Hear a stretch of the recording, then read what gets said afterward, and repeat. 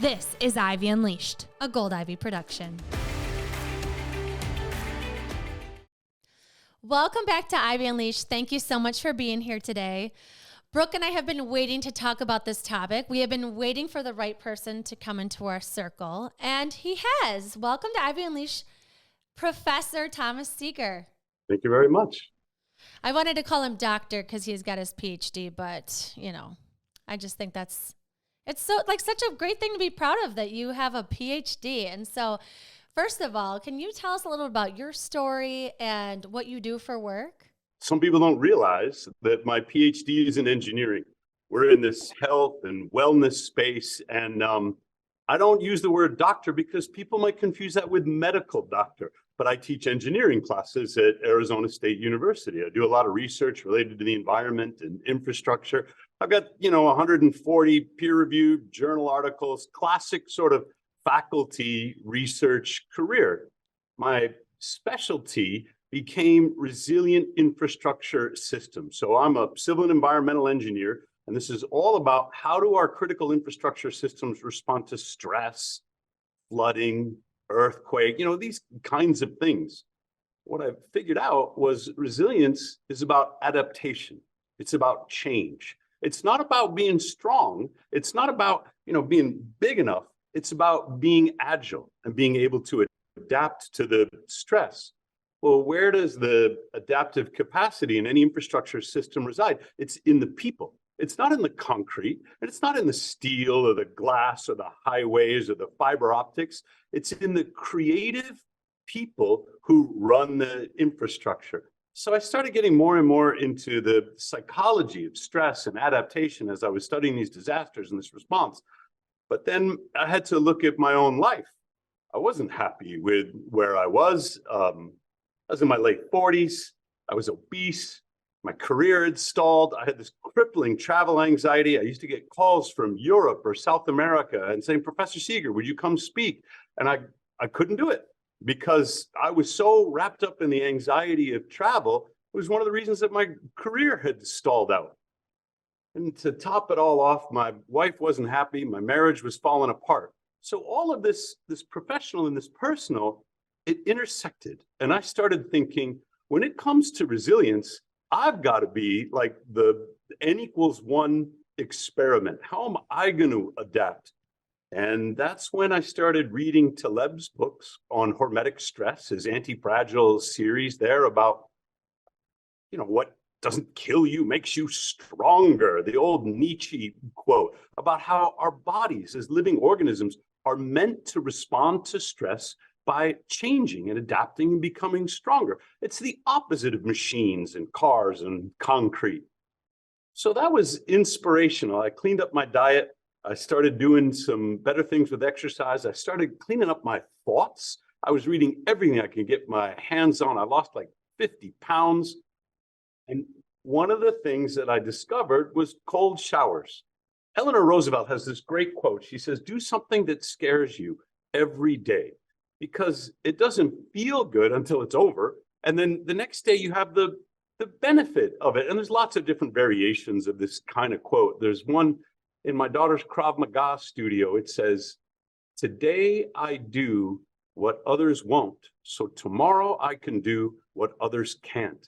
And it's that same mentality of, I don't want to call it suffering, but challenging yourself now so that you can be more capable in the future. And I've like sold, I'm ready for this. I'm going to challenge myself.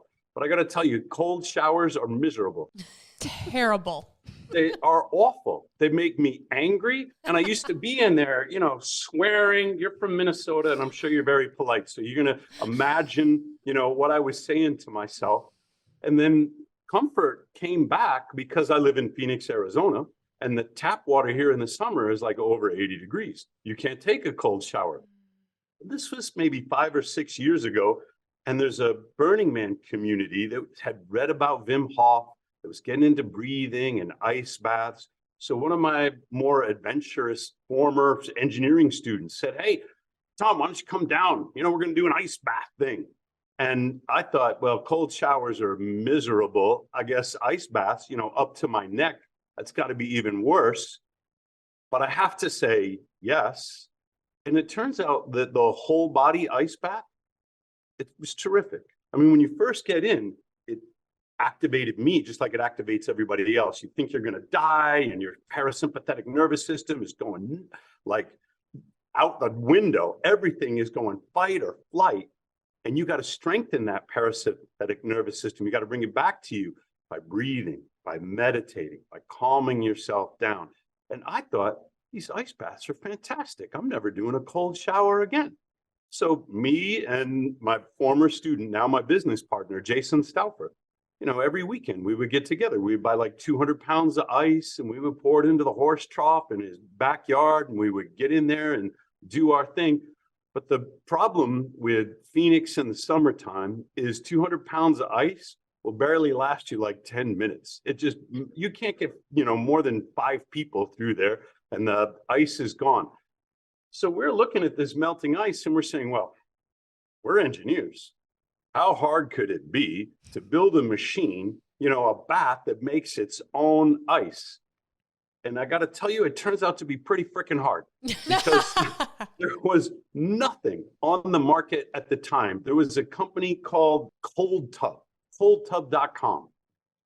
And they could only get down to something like 42, 43 degrees. And we wanted ice. This is before any of us were on Instagram. The ice looks great.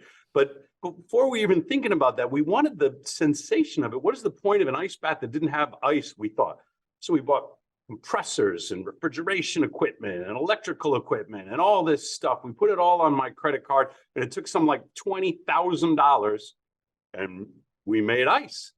Next thing you know, some people wanted to buy it because we weren't the only ones, that had this idea.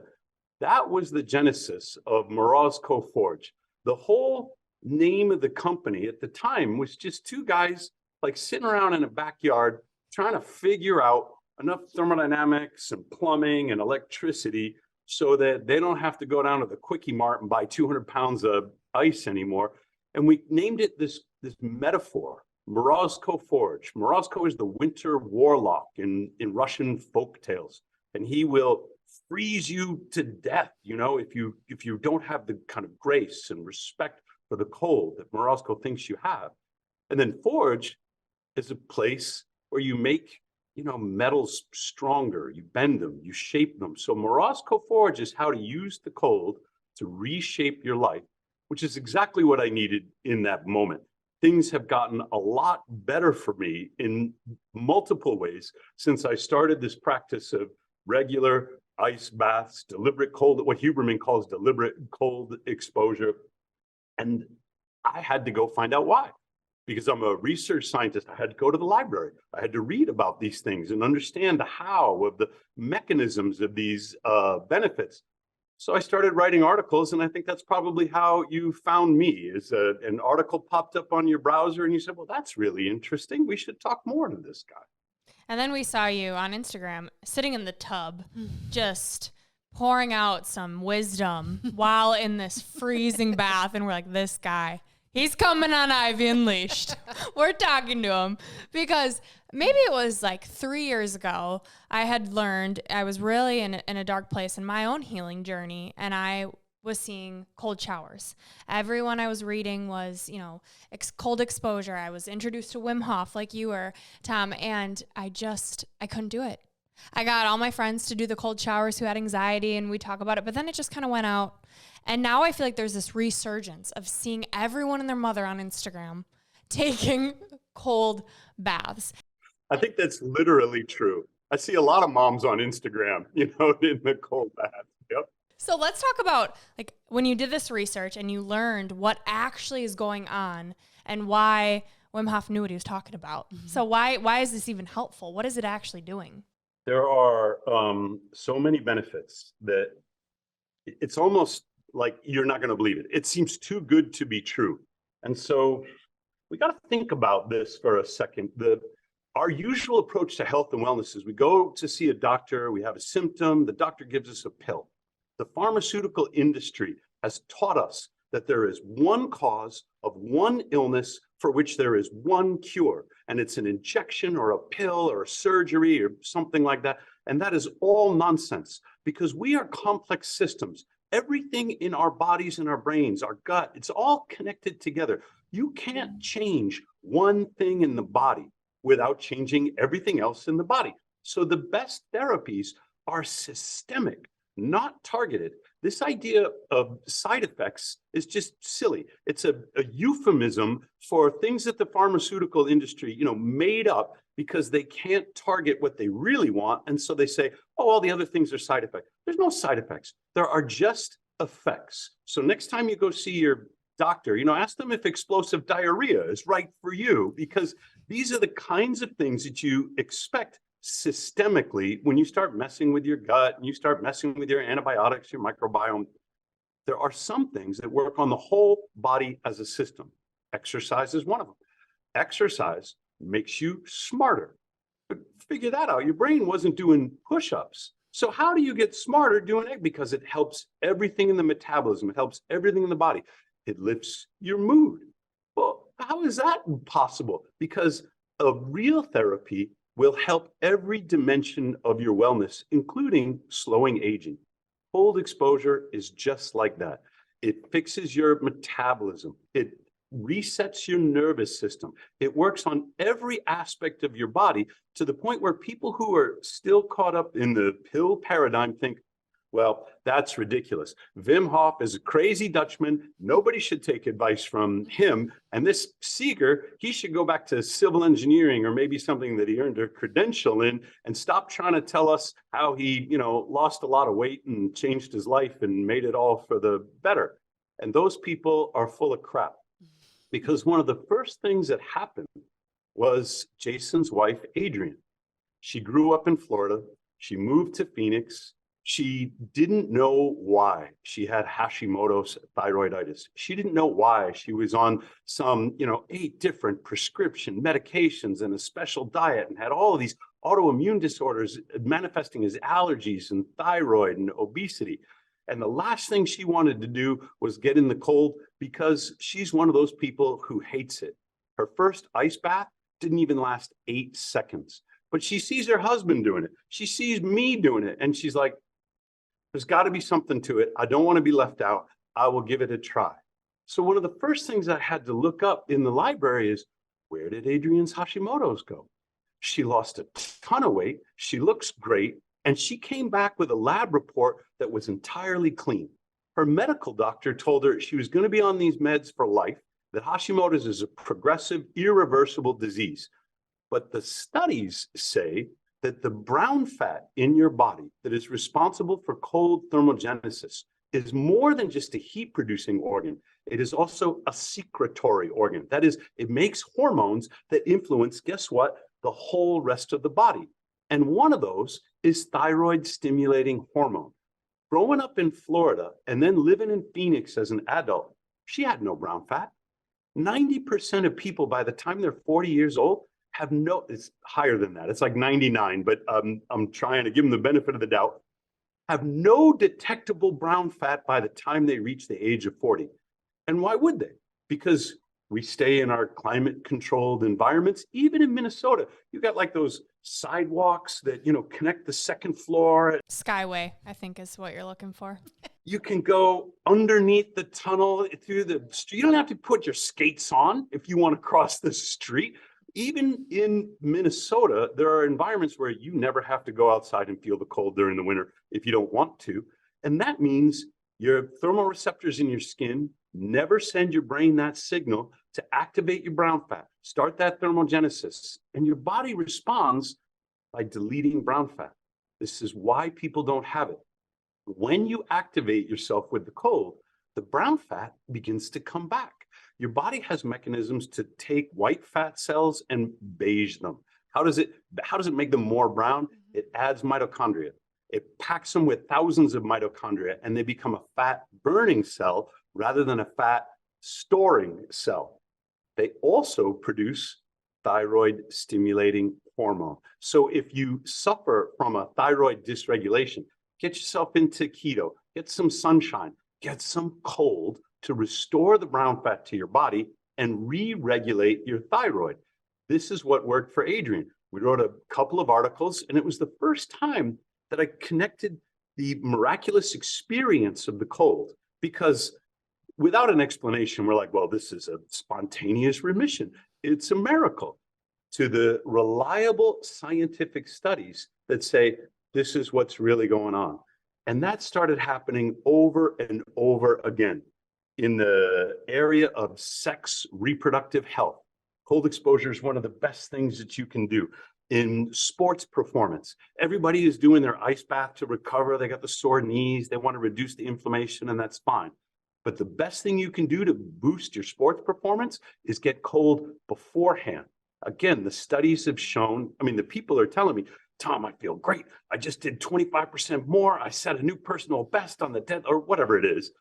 People are telling me they have this great experience. The studies show huge output boost in muscle peak power, and delayed fatigue or increased endurance comes from cooling either before or during your workout. So if you get sports performance and you get better sexual function, reproductive function, and you get improved mental health, and you get greater longevity, now it changes your attitude about what are you doing in the, there's a reason why it still doesn't feel good, but you remind yourself, I'm here because I want these things. I want these things for me. I want them for my kids. I want them for my family. I want everything that comes as the result of this discomfort. And you got Eleanor Roosevelt cheering you on, telling you to do something every day that scares you. It's like delayed gratification, right? I think about the reason that a lot of people might be obese or not have the great mental health because they won't sit in that discomfort. They want to grab the quick, easy dopamine hit. And when it comes to the ice bath, the cold shower, you feel so good getting out, but you got to go through the pain first. And when I did it, it was for anxiety. And I noticed a huge difference. And I feel like a lot of our listeners, that is something that they struggle with. So will you speak specifically on the mental health piece and what it really does for anxiety, depression, mood? There are some great studies about depression. And we're not talking about low mood. We're talking about clinical depression that is resolved through what's called winter swimming. So this is mostly coming out of the United Kingdom, where these groups of people will form. Now, during the winter, it's cold and it's gray, and the UK, you don't get enough sun, your vitamin D goes down. There's a lot of reasons to be depressed. Maybe the food's no good, I don't know, but people feel down. And so they get a group, it's social, that's a plus for mood. They go down to the beach, it's outdoors, that's a plus for mood.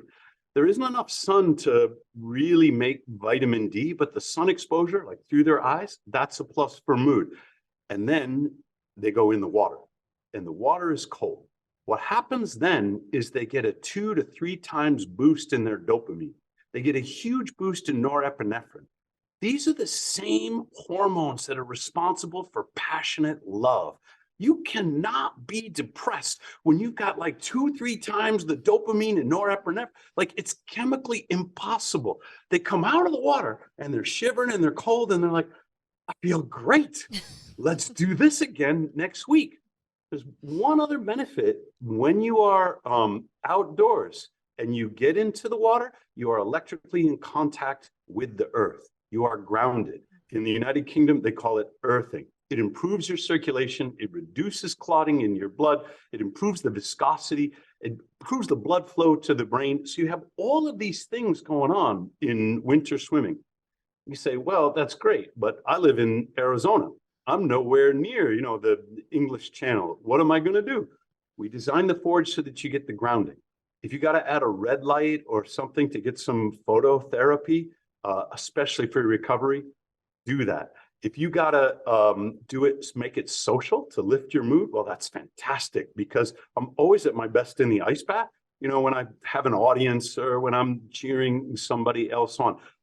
And if I didn't mention, we've grounded the forge. You can get the same electrical benefit on my, balcony. It's right out here in my apartment that they can get in the studies that are resolving major depression using winter swimming.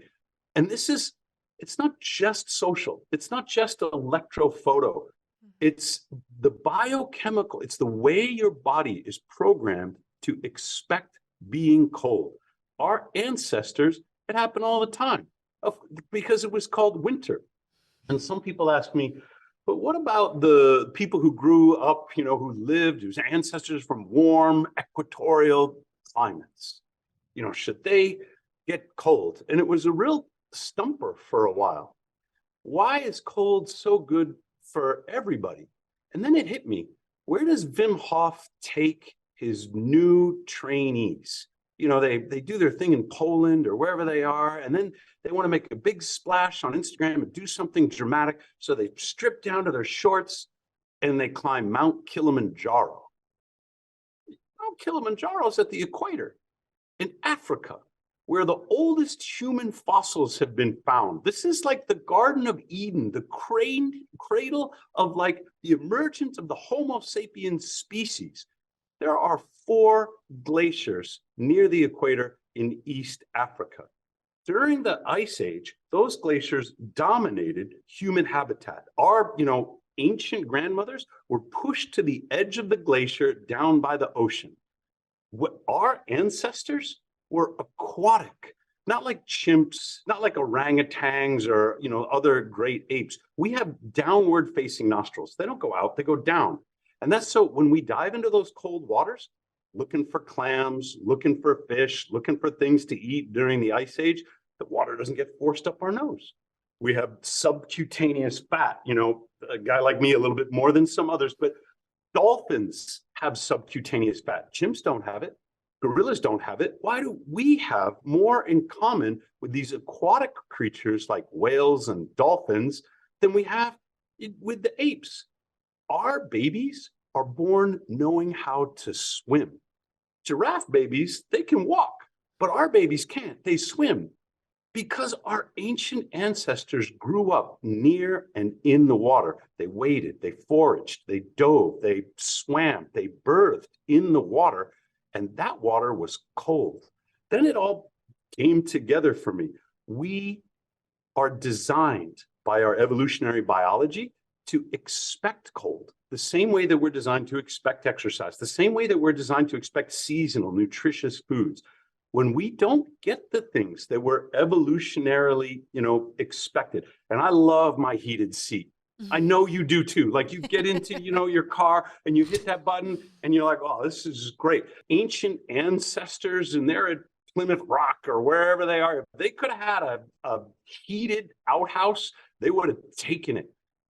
But it didn't exist. The technology is disconnecting us from the environment that our bodies are evolved to expect.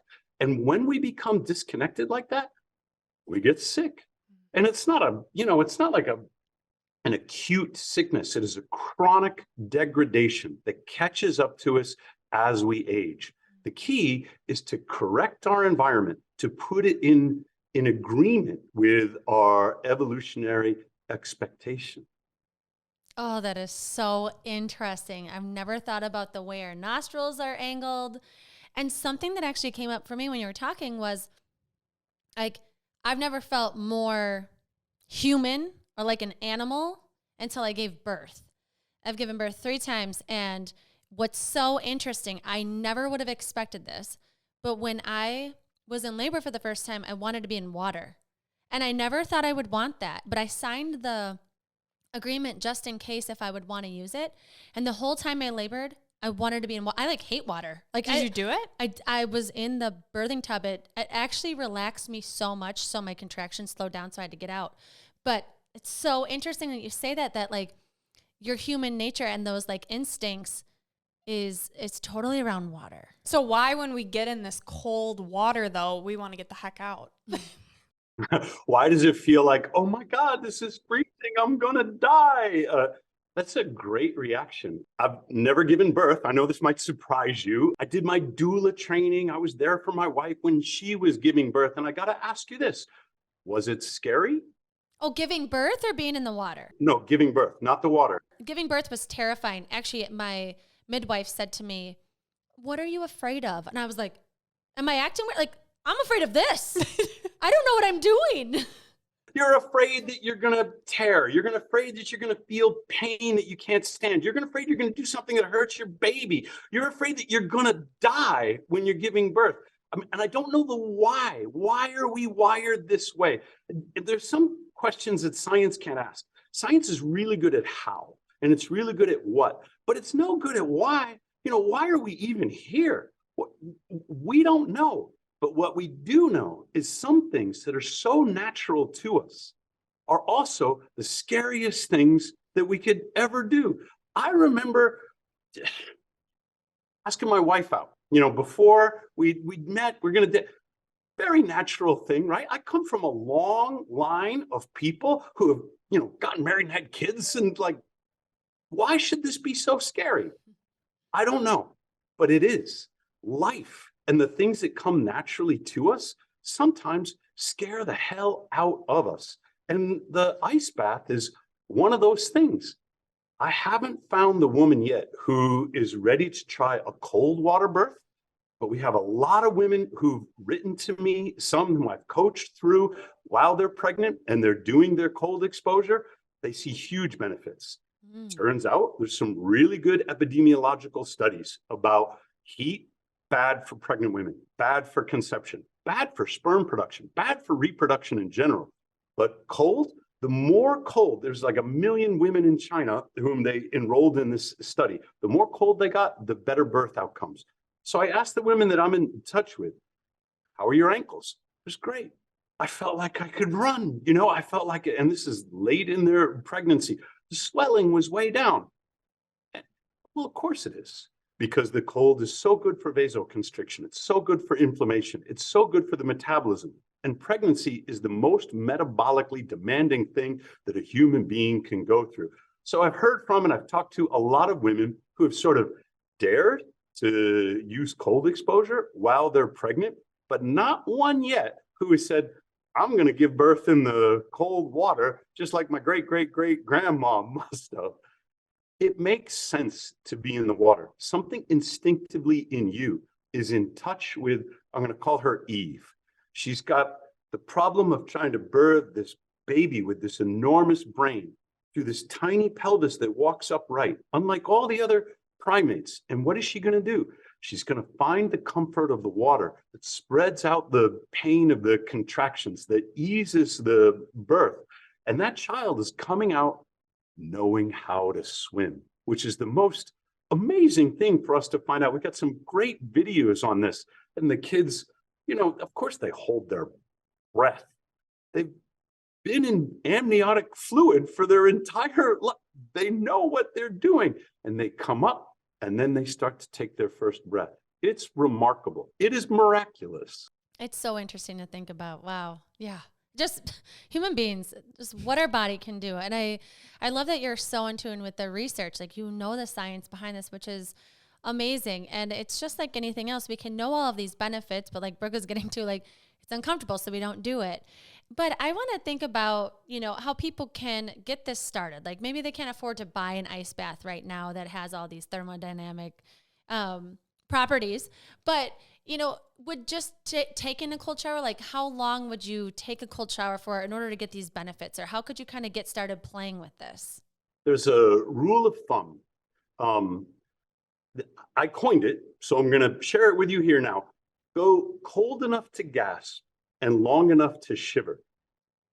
Everybody is different. There's a great study out of Denmark. They measured brown fat in winter swimmers. And then asked the swimmers, well, how much winter swimming do you do? You know, and they said, oh, you know, I go in there once a week, or I'm in there every day, or what. And they averaged it all out. And they found out that these winter swimmers that have measurable brown fat, they averaged 11 minutes a week. So what shall we conclude? If you're getting 11 minutes a week of cold exposure, that's probably enough to keep your brown fat and your metabolism healthy. We don't know what the minimum effective dose is. We don't know, you know, what would 8.5 minutes, but what about the temperature? And these are experienced winter swimmers. So if you're talking about a beginner, it doesn't really correlate with a group of experienced, you know, Vikings out on the fjord or something like that. Where should I start? Here's your rule of thumb. Go cold enough to gasp and long enough to shiver. So what does that mean? You know, when I step into my forge, I experience the gasp reflex, and it makes a lot of sense. It's that activation of the autonomic nervous system. As soon as your feet hit the water, some part of your brain is like, we're going to drown now. That's it.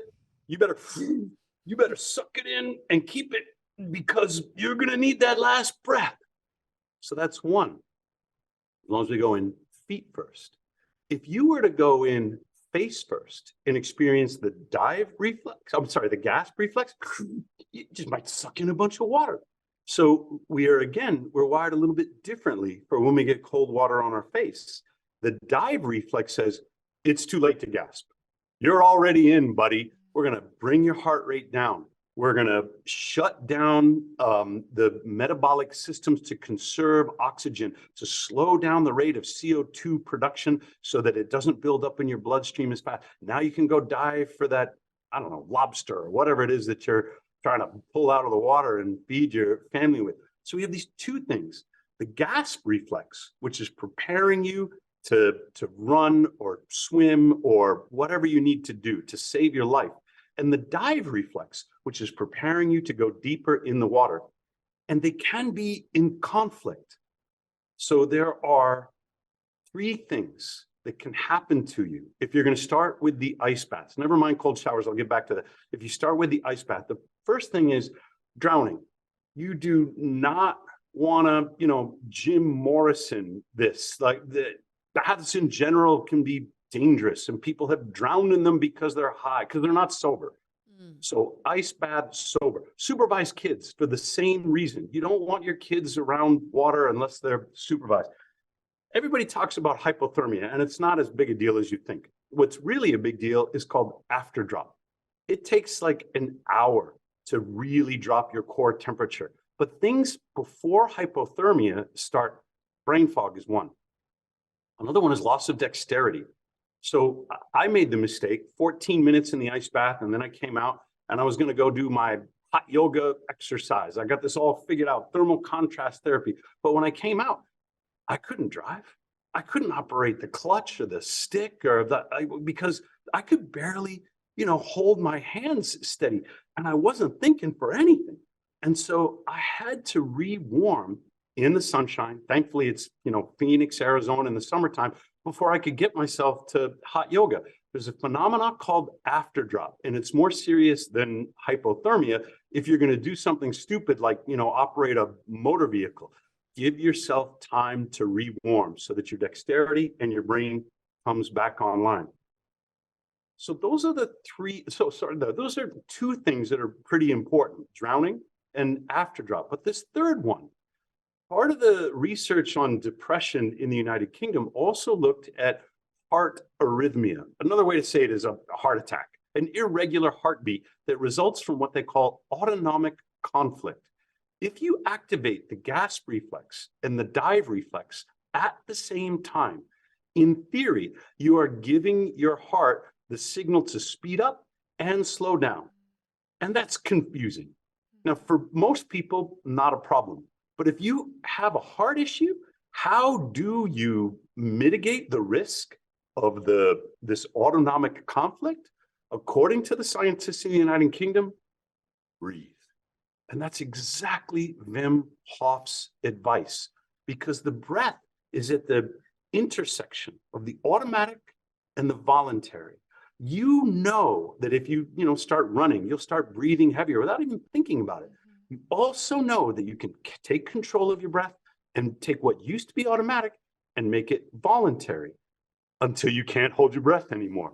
When you breathe and you structure your breathing and you make it conscious, you take control of parts of this autonomic nervous system that otherwise would be running amok throughout your body.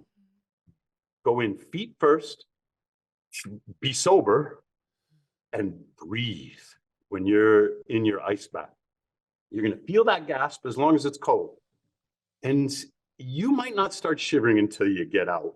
A lot of people are in there and they're totally comfortable, but then the afterdrop kicks in and they start shivering a little bit when and that's fine. Go cold enough to, at some point during your experience, shiver, and you've activated your brown fat. If that happens to be, 30 seconds at 60 degrees for you, start there. work your way down in temperature and longer in duration. I was talking to Scott Carney about this. He wrote the book about Wim Hof, What Doesn't Kill Us. He wrote another one called The Wedge. And we were shooting the breeze about ice baths. He says, at 39, I just don't feel it anymore. It's like Scott has a lot of experience with ice baths, and I've experienced the same thing he has. If the thermometer reads 40, I'm bored. I got to get it down to like 35, 34 to really frighten me and get that gasp reflex. But if I were to go 2 weeks without doing any cold exposure, then 44 would seem like, oh my gosh, that's really cold. And Scott says he has the same kind of experience.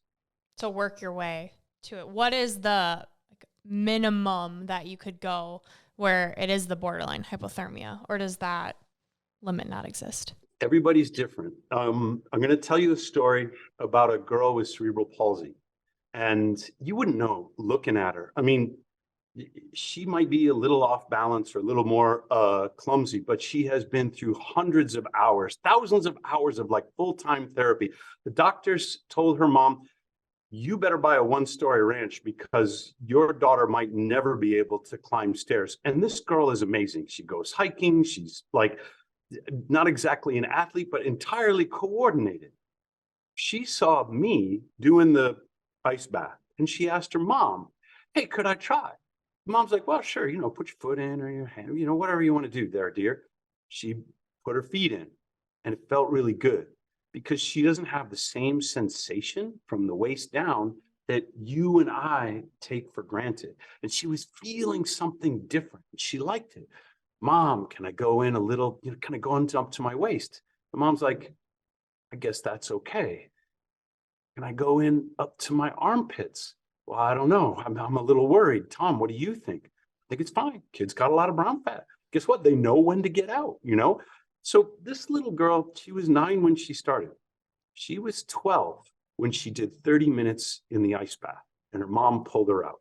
She said, I heard Joe Rogan did 22. And the heck with that, I'm going to do more than Joe Rogan.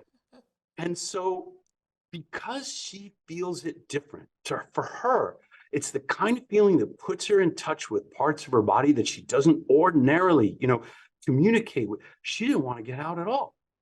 When the after drop hit, she could barely walk. And of course, I mean, you're worried about your child. You're the one who took her to those thousands of hours of therapy. And you're like, have I just committed like the most awful medical thing? She's worried. I don't have a sauna. I said, put her in the car, crank up the heat. We live in Phoenix. Drive around in the parking lot. Let the sun hit the car. It's going to be 160 degrees in there before you know it.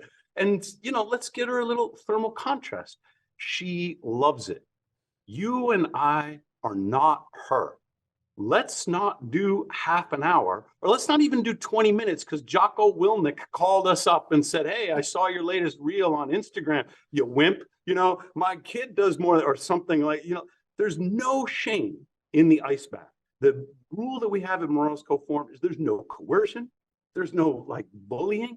You get in of your own volition. You come out of your own volition. And our job is to applaud whatever you have done, because everyone's on their own journey. If you can't calibrate your own discomfort, then it becomes abuse, not challenge. Start wherever you are. So the goal is each time you get in to go a little further, but you're saying that you'll know when too much is too much. I guess what confuses me is this after drop, right? Like I feel like I'd be in there like, all right, like you're fine. And then I completely overdone it. And then I get out and I have this after drop that I don't even know is coming. So how do you navigate that? Give yourself a minute. Your body will rewarm. You are equipped with metabolic mechanisms to maintain they're called thermoregulatory mechanisms, to maintain this homeostasis in your temperature, because we're warm-blooded creatures. So you come out and you're experiencing after drop. Wim teaches, his horse stance. You've probably seen some video. It's wonderful. You can do squats, I've got my pull-up bar that I like to use. My favorite is the steel mace. Yeah, that's another video that's on YouTube, and I get that out there. Leo Savage taught me how to, do 360s, because I come out and I feel super. Like, I could leap tall buildings in a single bound or something. And I want to do something with all that energy. So for me, I pick up the mace and I do my thing and I feel all macho. And the exercise helps me recover my temperature. So if you find that you've overdone it, I can't jump rope for crap, but it's a great one, for rewarming, challenging your dexterity. My daughter can't do a single push-up, but she loves the ice baths. So she doesn't do push-ups. She does squats. She does jumping jacks. It doesn't take a lot of exercise to help your body recover. And it turns out that men in particular get a huge testosterone boost when they're doing the cold first and the exercise second. And I didn't know this. It sort of happened to me. I discovered it accidentally. I came out, I'm so cold, and I'm like, I'm going to do my steel mace and I'm going to feel like I'm a strong guy. I was getting my blood tested because my PSA, my prostate specific antigen, it was so high, it was putting me in a high risk for prostate cancer.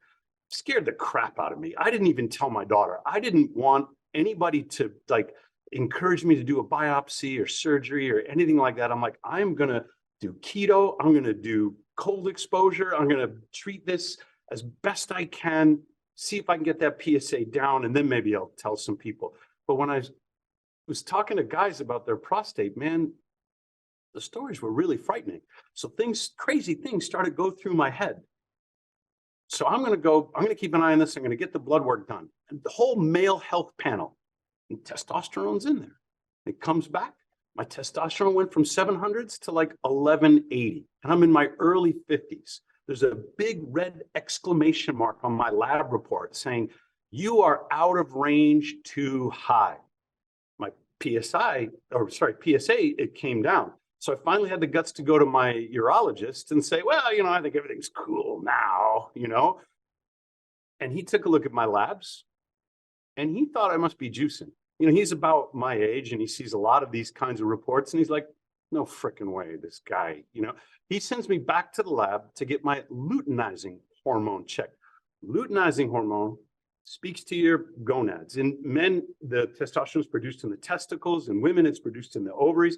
Luteinizing hormone stimulates a man's testicles to produce testosterone. And if I had been taking exogenous testosterone, my luteinizing hormone would have been low. They've been like, hey, we got plenty of testosterone. No need to stimulate those testicles. So my urologist, he didn't tell me what was going on. He's like, one more test. Came back, red exclamation mark. You are out of range high. And I thought, that's weird.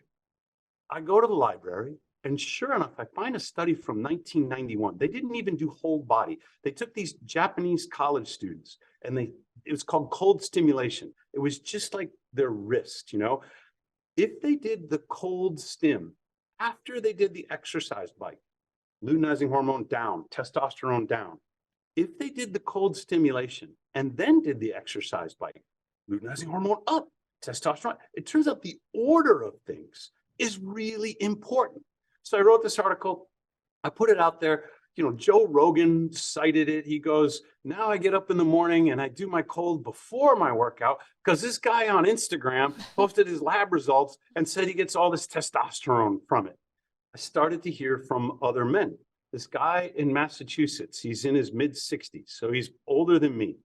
And he says, hey, Professor Seager, I really like what you got there. So I decided to get my testosterone, checked too. I'm at 1240. He's higher than me. I go, well, what are you working out? He goes, I go down to the pond, I go swimming, and then I power walk home. I'm like a soccer mom. Is that it? He walks a mile. It doesn't take a lot of exercise. Do your cold. And if your after drop is kicking in and you feel like you overdid it, get your exercise and use your bodily mechanisms to rewarm. Here's what's going to happen. There's one study in women, and they didn't even use exercise. It showed that cold stimulation could boost testosterone in women. And what happens when testosterone goes up in women? Libido goes up. body composition gets leaner. All of the same things that happen in men also happen in women, and they generally improve the quality of life. But women will say, but I don't want hair on my lip. I don't want a beard. I don't want to look like a dude. You are not going to look like a man. Testosterone is the dominant sex hormone in women, just like it is in men. But you don't think it, because when you get your labs back, there's estrogen and there's testosterone. They are reported in different units. The estrogen number is higher only because the units are different. And so women think, oh, I'm a woman, I must have more estrogen. No, healthy women have 3 times the testosterone than estrogen. We both need testosterone to stay healthy, to stoke our libido, to feel confident in our bodies. So get your cold, get your jumping jacks, and then I'm going to leave the rest up to you and your husband, whatever you want to do with it after that. Ladies, grab your partner, get in the cold plunge. It's so interesting. I just love this. I keep thinking just like learning and knowledge can change your life. Like knowing these things that a lot of us, if you just take a different route in school, you never really learn these things. Or if you didn't really pay attention in health class. Or if you never got sick and had to learn these things to take your health back. If you weren't forced to learn them, 99% of us, that's woo-woo-y. I won't do that. But when they're faced to want to feel better, right, then you're open to it. Or you hear a friend did it and you're like, oh, let me actually learn more about that. There is a problem with my profession, with science. Everybody's looking for that randomized, double-blind, controlled trial with a P of 0.05, 95% confidence interval in the statistical ensemble. And then they say, well, that must be true. No, it isn't. That's just a statistical likelihood out of a study. The question is, are you in the 95% or in the 5%? And you don't know until you try what's in the study. These statistical ensembles, they're really good for what's the next experiment you might want to try. You might see a benefit like the people in this group did, but they say nothing about who you are, because you are a lone individual, not some statistical likelihood.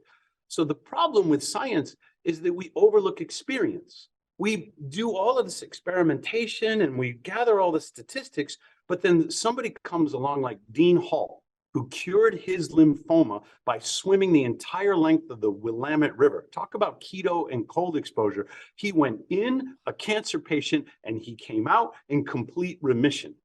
Now, people will look at that. Well, that's not scientific. That's N=1 experience. But aren't you curious?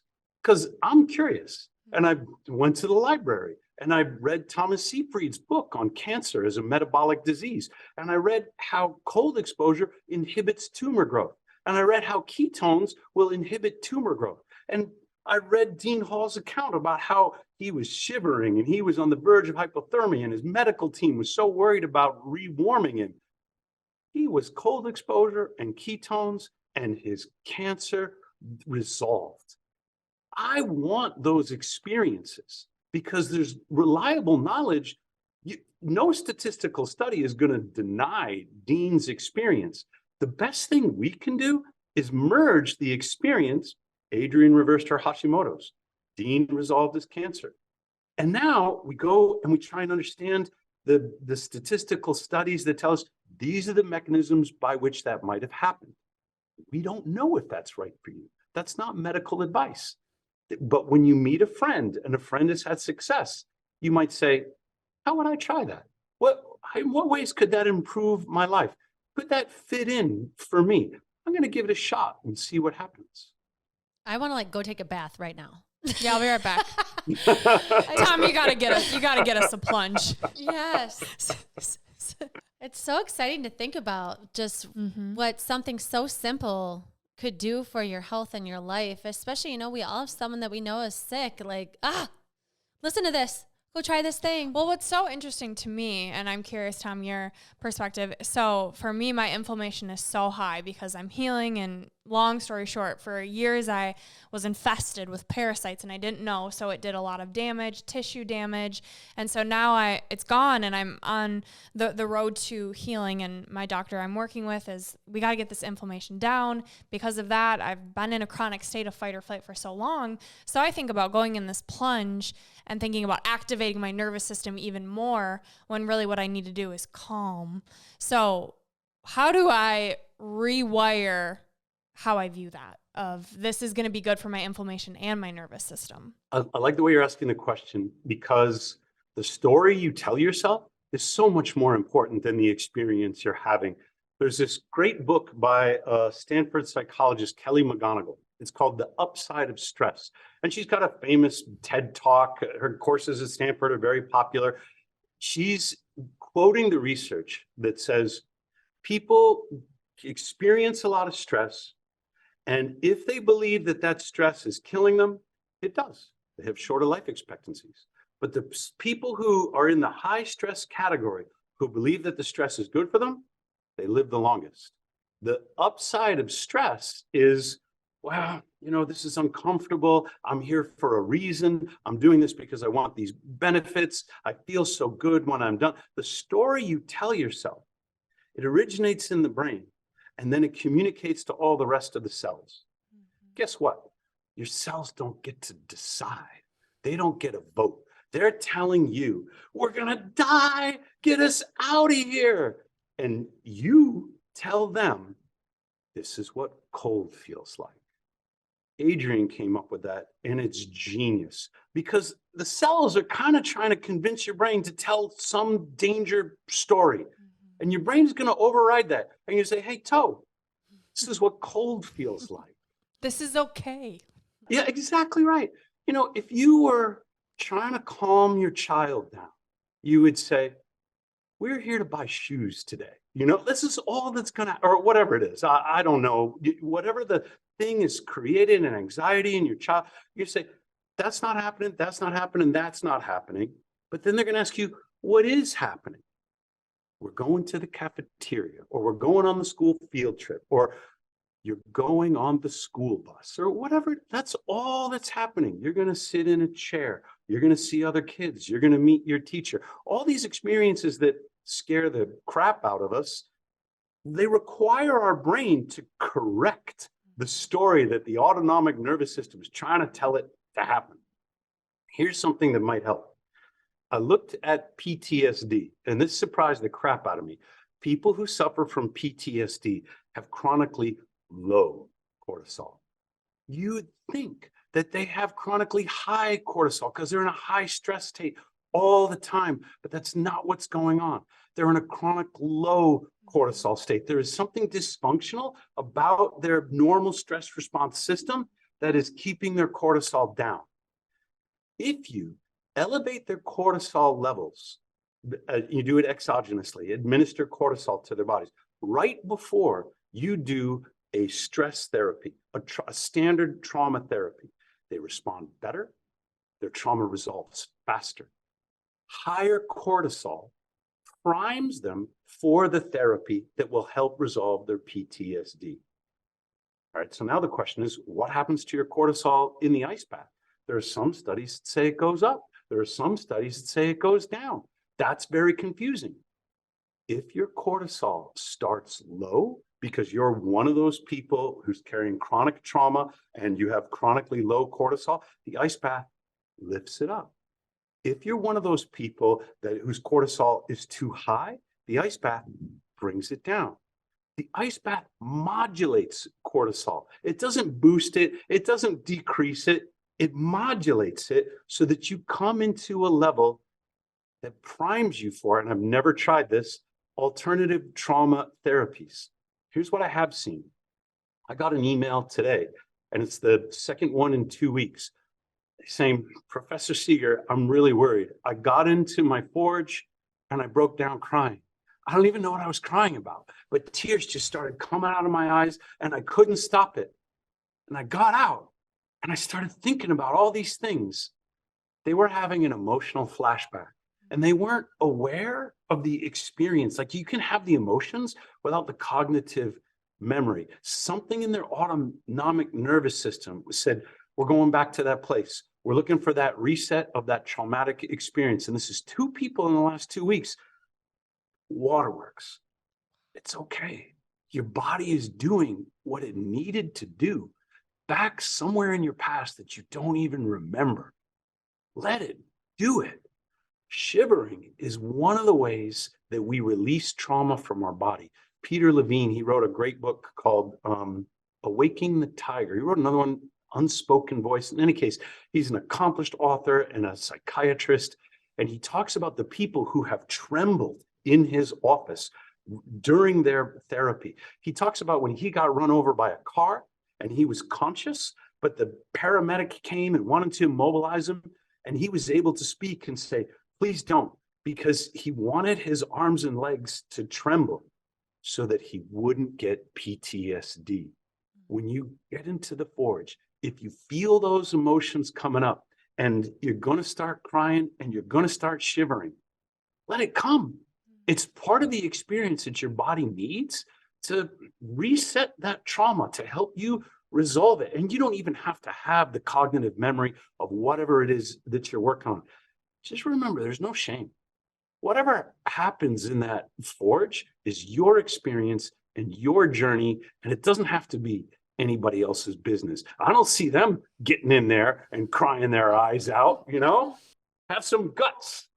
Yes, thank you for sharing that. I'm so grateful you did, because earlier when you said a nervous system reset, that caught my attention. I was like, that's what I need. Yes, I need my inflammation to go down. I need to heal, and I need my energy back. But there's so much trauma of, yes, my childhood, but also healing in itself, right? Fighting to take my health back. That's what caught my attention. So if you're listening to this and that resonated with you, you know, get a forge, get a cold plunge. But I really want to circle back to, can people start with a cold shower? Are there benefits of that if they can't? There's a study out of Finland. You know, there's some university up by the Arctic Circle, and they got a group of faculty there who just keep getting people cold and publishing results in these journals like, you know, the Journal of Scandinavian Health or something like that. And God bless them, because I'm reading everything that they put out. Cold showers do not have the same effects as whole body, you know, up to your neck ice baths.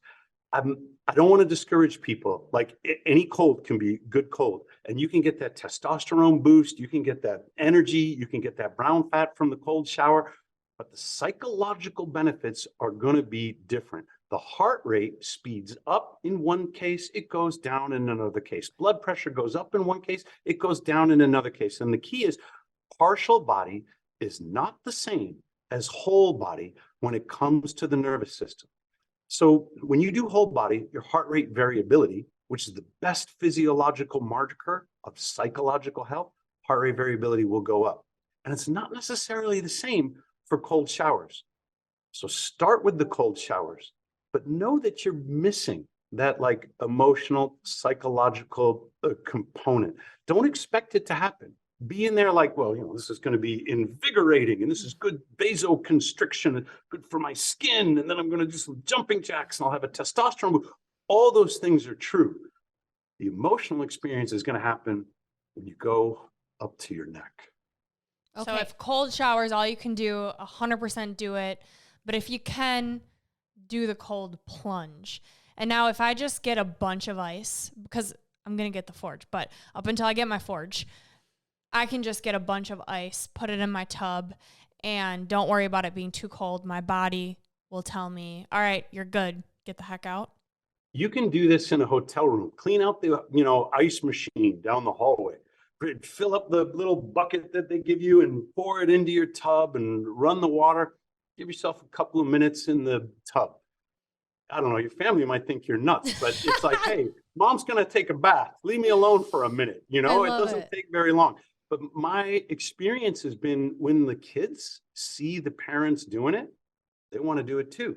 And now a lot of parents are like, but is it safe for kids? You know, every, you know, winter, moms are yelling, put on your hat, put on your mittens. Kids are like, I'm not cold. I'm not cold. As if they think they're going to the beach, you know, when they're going to go out and play in the snow. And every parent thinks that they're a bad parent if they're not buttoning up their kids like Christmas Story, where he can't move his arms. Kids know when they're cold. The child who sees you in the ice bath and they want to put their hand in and they want to experiment with it like you're doing, or maybe they want to come in and sit on your lap while you're bathing. Let them. You think they don't know? Like, they'll have the sensation. They will experience it. They have way more brown fat than you have, and they're going to be fine. As long as they're with you. Like, just a reminder, supervise your kids. Yeah. No, so kids, it's okay. They know themselves. Is there any studies you found that, someone dealing with a certain condition or, certain people who the cold plunge is not for? I haven't found the study, but we've talked about the people who are worried about heart irregularities. I've had people who have heart arrhythmia, who know they have an irregular heartbeat, and they say, well, I want to try. I'm right here with you. You're going to go in when you want to go in. You're going to come out when you're going to stay as long as you stay. So what you're really asking are the contraindications. If you know this about yourself, then don't do it. And I haven't read a reliable study on contraindications for cold exposure. However, this autonomic conflict suggests that if you have a known heart condition, cold exposure is something to be more careful with. That's so interesting. Is there a time of day that's best for you? Or is it just whenever? Well, I prefer the time of day when the sun is on my balcony. And that changes according to the season. I live downtown, and right now the sun comes up in the morning and it's behind this skyscraper next door. And I'm like, well, gosh darn it. It doesn't come out from behind the skyscraper until like 9 o'clock. I'm going to go at 9 because I want some sun with my cold. But I have a friend, he came down to visit and he does it at night. And I'm like, how do you sleep? I feel so jazzed up after an ice bath that, I feel like I can't shut my eyes for hours. He goes, I don't know. I do my ice bath. I come out. I get a little exercise. I rewarm. I'm out like a light. So I don't know for sure, what the best time for you and your setup, whether you're indoors or whether you're outdoors or what's going to work. I do know that sometimes in Phoenix during the summer, I'll come back from campus and I'll be like, I got to get in again. I'm going to do 2 today because either I'm sweaty or, I'm tired and it gives me a nice lift. It's 110 degrees out. And when it gets above 110 in Phoenix, it gets hard to breathe. Sometimes having that ice bath in the late part of the day when it's like peak heat is really refreshing. I've got 2 customers with multiple sclerosis. And there are something like 17 FDA approved drugs for multiple sclerosis. None of them work as well as cold therapy do. And so one of them, she's in there 4 or 5, she's in Phoenix too. She's in there 4 or 5 times a day because it's the best way that she manages her symptoms of MS. The other guy, he's an Arizona native, but he's in Texas now. And he used to be a Navy SEAL. He was an athlete. He was quarterback of his his high school team. And the idea that he can't do the things that he used to be able to do kills him. He's got his little kids. He'll get in there anytime he wants, like the pick me up before he's going to do his workout or before he's going to go, walk through the park with his kids or whatever. The time that's right for you is the time that works for you. Yeah. But every day, ideally? That's what I do. And I hate missing a day. I feel guilty when I miss a day, but it's partly because I don't want to go on a podcast like this. And then you ask me, well, what did you do this morning? I'm like, oh, I skipped. But every time I open up the lid and I look at the ice and I say, I could probably skip. Right? I mean, I don't have to, right? And then I do what Joe Rogan says. Just get in there, you wimp. Just do it. I mean, it's the same thing he said. When you hear Joe Rogan tell David Goggins, you just do it, you can't help but, I mean, now it feels like a little coercion and a little shame or something. Joe Rogan and Andrew Huberman are talking, and Huberman's like, well, this is how I do it, and I do that thing. And he goes, oh, what do you use? He goes, well, I got one of those Morosco, but it's too cold. I don't go in there. And Joe's right, just get in. And darn it, but Joe's going through my head. And I'm like, if Joe's going in, I'm going in. If he ever goes on his podcast and says, yeah, I don't do it anymore, I don't know where I'm going to find my inspiration. That's awesome. So every day, ideally, that's what you do. I know you said exercise after, but I always see a lot of the sauna before. I've seen some after. I do have a sauna. So I'm curious what you recommend before, after. Here's what's worked really well for me. I do my ice bath. We have a little gym in our building, but the classes are in a building down the block. So I'll go in, I'll do a couple or 3 minutes before I'm going to my yoga class or before I'm going to my conditioning class. Then I got to go down the elevator. I got to run because, you know, I'm always late, but it's a good warm up anyway. I got to run to the next building. I got to go back up the elevator, and I get there and we're like, okay, now we're going to do kettlebells, or we're going to do, you know, vinyasa flow or whatever the heck it is. And then I do my exercise, and that's typically an hour because that's the way these things are organized. Then I come back and I'll take a hot shower. For me, it's cold, then it's exercise, then it's heat. And by the time I get to the heat, I'm already warmed all the way back up. What I will not do, and I think Huberman agrees with me on this one, is go cold straight into the sauna and finish on sauna. That is, allow the sauna to re-warm me. I won't do it. And I don't really want to be knocking the people who do, because you get your vasoconstriction, you get your vasodilation. It's a good smooth muscle workout. But for me, I want that testosterone boost. I want that I want that brown fat to really work to bring my temperature back up. After I'm rewarmed, I love the sauna. And I don't even have one. No, I have the city of Phoenix, which is almost as good, you know, 4 months out of the year. Totally. So you wouldn't go from sauna right into the ice bath? If you do, if you're going to, it's a lot easier to start with sauna, get hot, work up a sweat, then go into the ice bath. But because Joe read my stuff, he doesn't do that anymore. He wakes up, he says he's in his underwear. It's 40 degrees where he lives. He gets out there and it's terrible and it's really hard. And he goes in and he does it anyway. He says he feels fantastic after. Now you could sauna, do your thermal contrast, finish on the cold. And I hate to use this word, force your body to rewarm. Allow your body to rewarm by shivering the muscles, by working the cold thermogenesis in your brown fat, by getting some of that exercise. I think you're going to get more benefit for the time that you're putting into it. But if that doesn't work for you, like, remember, I'm N equals 1, and so are you. It's much better to just do it than it is to worry about, you know, did I do it perfectly the way that Huberman or Seager or Rogan said I'm supposed to do? Screw that. Get in there. I love it. I love it. It's just like anything else. It's just like anything else that you got to get uncomfortable. It's like anything else that you just got to try it, because you don't know until you try it. You don't know how good you can feel. And so I just know everybody's going to want to know where to find you, where to find your work, where to find you on Instagram, website. So can you share where people can find you, find your product, find your research? To find the product, go to morozcoforge.com. Everybody wants to know how to spell it. It doesn't matter. We are like the #1 Google search engine result for 4 different misspellings of Morozco. You'll figure it out, you know.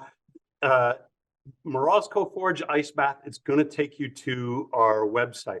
There's a shop tab, you know, like all the web, and our website's awful, by the way. We don't spend money on advertising. We're not highly ranked. We put the money in the product and the finish and the, like you say, the thermodynamics. We didn't put the money in the ads or the branding. You're not going to see, you know, like as featured in the Huffington Post or some nonsense like that on our website. Go to the shop tab. It's an expensive product.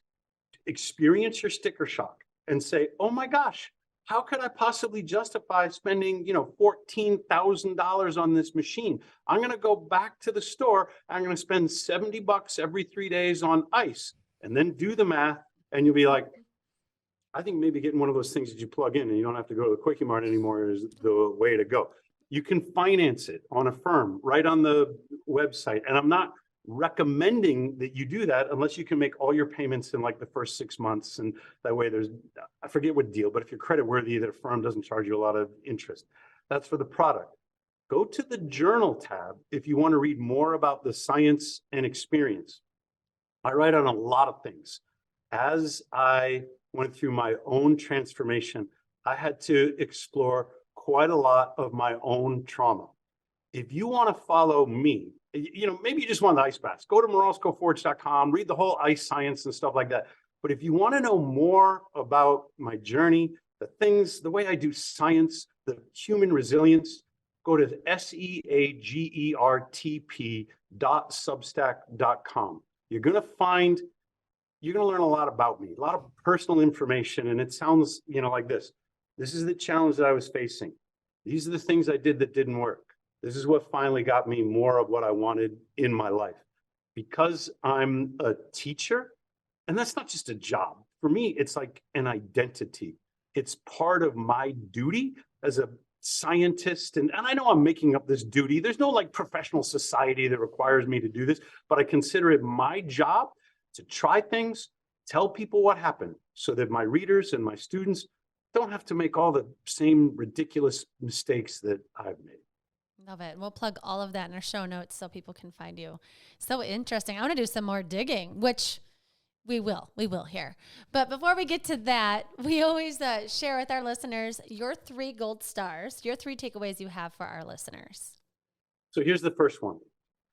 What works in the journal article does not necessarily work for you. It might be proof as far as the peer review process is concerned and, someone else's imagination. And it's not proof until you've tried it and said, this is what works for me. Blend the science with the experience. And for almost everyone, the experience comes first. You're going to try it, or you're going to hear about it from a friend, or you're going to read about it in an article, or you're going to see it in a video on Instagram. And you don't need to know what's in the library. What you really need to know is what works for me. Some people are going to say, well, that's just the placebo effect. Well, the placebo effect is great. It's the only place where you can get benefits without any of those nasty side effects. Sign me up for the placebo effect. I don't care. What works for you might be different than what the library says. So that's one. The second one is whatever is holding you back.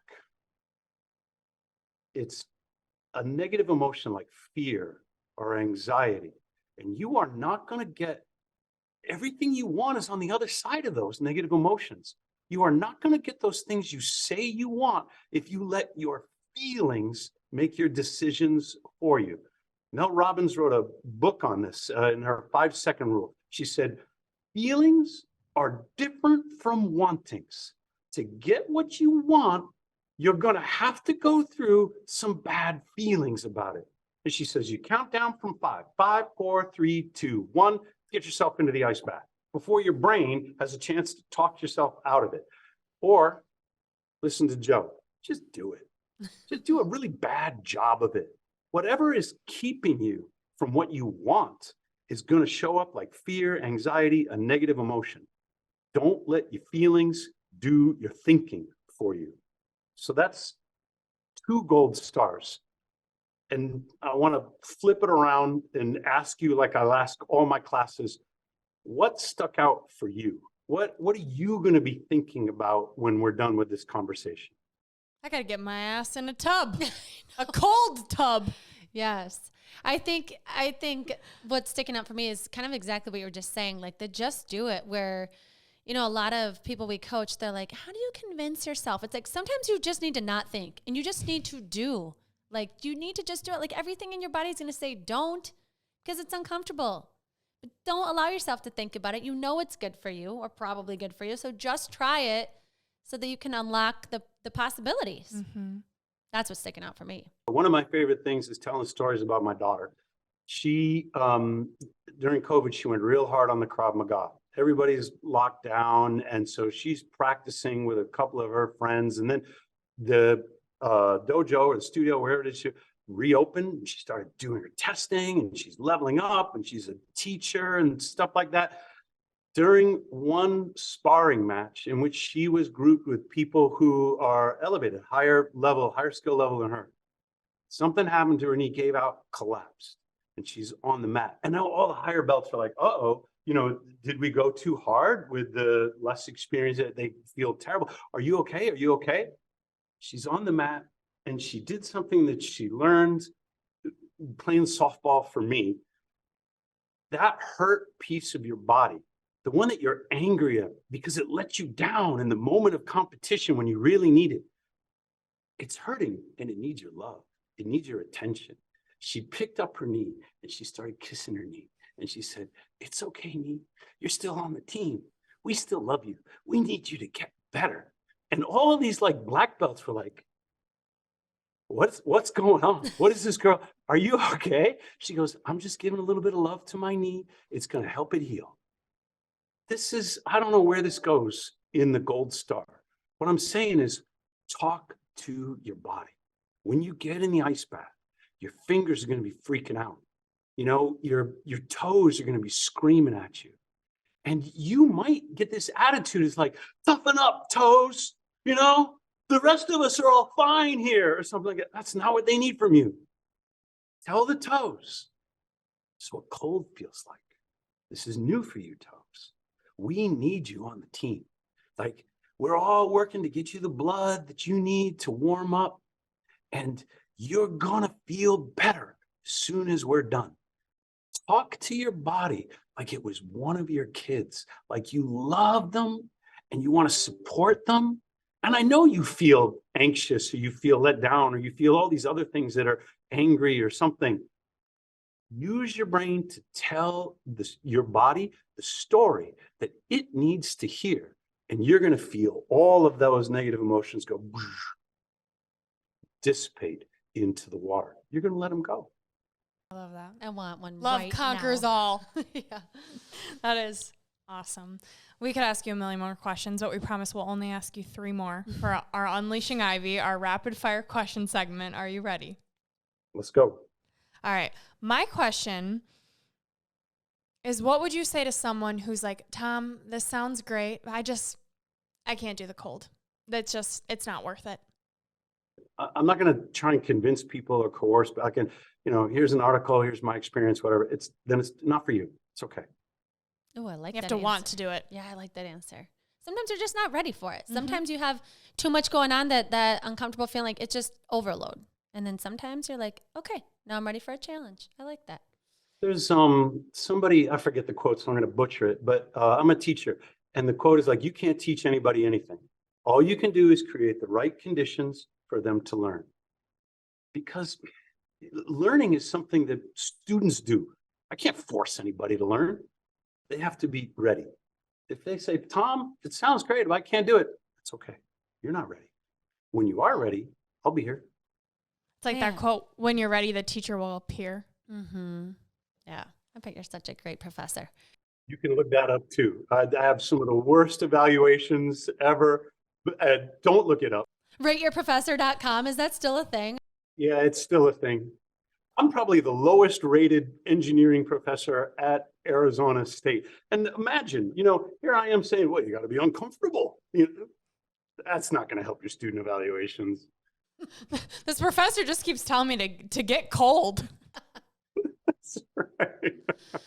All right. My question has to do with, just from following you, I know, and you've mentioned a few times, the ketogenic diet. I want you to elaborate on whether or not you are keto and what its benefits are. It's hard to rapid fire that one. I go in and out of keto. I cycle in and out. Okay. And I didn't know a dang thing about keto until my son was 6 years old and he was diagnosed with type 1 diabetes. I didn't know what was going on with him. He was peeing all the time. I thought he had the flu. I thought I was being a good dad feeding him orange juice because, that's what you do for a sick kid, right? Vitamin C. And it was terrible. I was making it worse. He was hours away from entering a coma. Our pediatrician is our neighbor. My wife called him and she said, I'm really worried, this and that. And the pediatrician said, well, it's wintertime and kids get sick. And then my wife said, and he's peeing all the time. And our neighbor said, meet me at the hospital. Your son has diabetes and your life is going to change. He was in something called ketoacidosis. When your body no longer makes insulin, it can't take the glucose out of the bloodstream and put it into the cells where it can reach the mitochondria. So he was in a fat burning metabolism. It was the only thing to keep him alive. And his ketones kept going up and up and up so that it changed the pH of his blood to become more acidic. That's why he would go into a coma. They put him in the pediatric intensive care unit. They drip feed him, insulin through an IV. And it was like watching him come back alive. He woke up in the morning. This is the miraculous nature of insulin. And he said, I'm hungry. Freaking couldn't keep myself together. Said, I have to learn everything about glucose and diet and keto and metabolism. And, this is 2001. It's been 22 years since then. I went through reading Atkins and reading about mitochondria and reading everything. The reason keto has a bad reputation is because nobody wants to see their diabetic son go into ketoacidosis. And so they figure it must be dangerous. But I have islet cells in my pancreas. I make insulin. And if I don't get enough carbs in my diet, there's a process called neoglucogenesis. I might be getting that wrong, by which my liver synthesizes the glucose the minimum amount of glucose that my body needs from amino acids and other precursors. There is no carbohydrate requirement in your diet. Keto, as long as you're not type 1 diabetic, is fine. It's healthy. It's beneficial. It's part of the natural cycle that our ancient ancestors went through. And then, if it's June and you come across the blueberry patch, the hell with keto. Get all that stuff in there, We are meant to be seasonal, cyclical eaters. So my experiments in keto have always been related to intermittent fasting, going in and out. And then I'll have what I call a carb confusion day. And sometimes I'll get fresh bread or, whatever Sean Baker says is poison, whatever Paul Saladino says I should definitely never, ever eat. And but it's so delicious. Have a piece of toast with honey or something like that. I go in and out. And remember, N = 1, it works really well for me. I went from 250 pounds to 190 pounds. And then I came back. Some of it muscle, some of it fat. So now you're looking at me, I'm at 210. You can see my videos and you can be like, what's he on Instagram for? He's no Instagram model. He should put a shirt on, It's true. But I'm not on Instagram to sell bathing suits or something. I'm there to tell you what's going on with science. Keto works really well for me.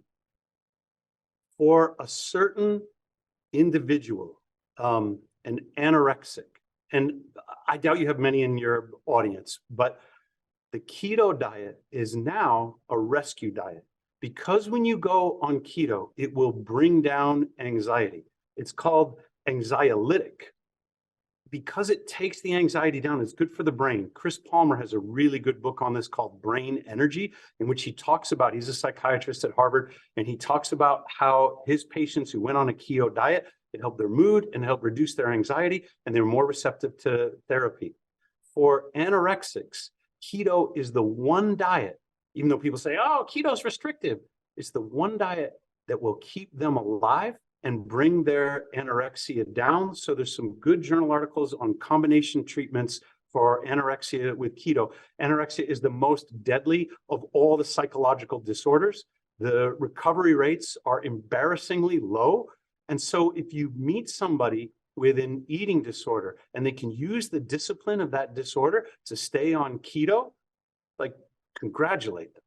It's a healthy diet for your brain, for your body, and for some people, it might wind up saving their lives. Wow, thank you for sharing that. That's the more you know, the better you can do. Yeah. That's what amazing. I love is I feel like you've taken your life, anytime there's something that's really challenging or potentially deathly, and you've dug into science to see how you can transform your life. That is so powerful. I love it. I'm blown away by you. And I knew some of these things, but to hear you talk through it with the actual science, this stuff works and it's transformed your lives. How's your son doing? Diabetes wise, he's now in his mid-20s. I'm no longer in charge of of his metabolism. That duty passed to his girlfriend, and I knew it was serious when he accidentally double bolused himself from his insulin pump. This is years ago. And a double shot of H, it could be enough to cause you to lose consciousness. Now, ordinarily, even though he was a grown man when he did it, ordinarily, I would get a text, I would get an alert, I would get a ring or something like that. And I would say, all right, we're going to figure this one out. I didn't. I got a story the next day because his girlfriend stayed with him when he was like almost passed out on the floor, feeding him juice. And you can say that is not the way to do it. You should be in the emergency room, kid. You should inject his butt with the glucagon that brings up his glucose level immediately. But that's not the point of the story. The point of the story was, I'm not the one he's going to go to anymore. It is the girlfriend whom he fell in love with, whom he's now married to, and they have 2 kids. And when he makes a mistake, God, he never wants to go back to the hospital. It's such a bad experience. He had it at an impressionable age. He wants to figure this out with the resources around him. His younger sister had juice boxes like stored all over the house. And we would say, Emma, juice box, boom, she would go get it because he had too much insulin or something like that. She knew exactly where they were. And so he's, kind of pre-structured his environment. And that's her job now. As far as I know, they're doing great with it. And that's the wonderful thing. Like the fact that it doesn't come to me anymore. Instead, I go on these podcasts and I talk about, metabolism and brown fat and things like that. I got a little more time on my hands than I used to. You've done your job. That's right. That's amazing. All right, Tom, last question. If you could go back and tell younger Tom one thing, what would you tell him? I would tell him vitamin D. I would tell him that it doesn't matter if your son was born in October and you were living in the mountains and it was colder than hell. You get his naked butt out there in the sun as much as you can, because vitamin D deficiency during pregnancy in the first year of life in the infant is correlated with type 1 diabetes. It doesn't show up right away. It shows up later. A vitamin D deficiency will create this risk of autoimmune disorder that causes the body to attack its own islet cells so they can no longer make insulin. That's just diabetes. Vitamin D is it's systemic. It's related to your immune system. It's related to your mental health. It's related to your ability to inhibit cancer. It's related to your longevity. If I could tell younger Tom one thing, it would be get you and your kids the vitamin D that their systems need. Beautiful. Thank you. Man, we learned so much today. I can't wait to share with our listeners, and I'm so happy we met you. I feel like I'm looking forward to it. There's 50 other topics we could dive into that you would know so much about. So I feel like this is not the end of our time, but we can't wait to share you with everyone. Thank you for your time in your beautiful Arizona. Oh, you can just go out on your deck right now and just get in that ice. I'm so jealous. I wish I was there. But yes, we appreciate your time. So happy we met you. And we look forward to chatting with you more. It's a pleasure. Brooke, Andrea, thank you very much. You're welcome. And the last thing we do is we leave our listeners with your piece of gold, a quote that speaks to you. I'm going to leave it to Eleanor Roosevelt. Do something that scares you every day. This is Gold Ivy signing off. Listen to your truth and go chase your gold.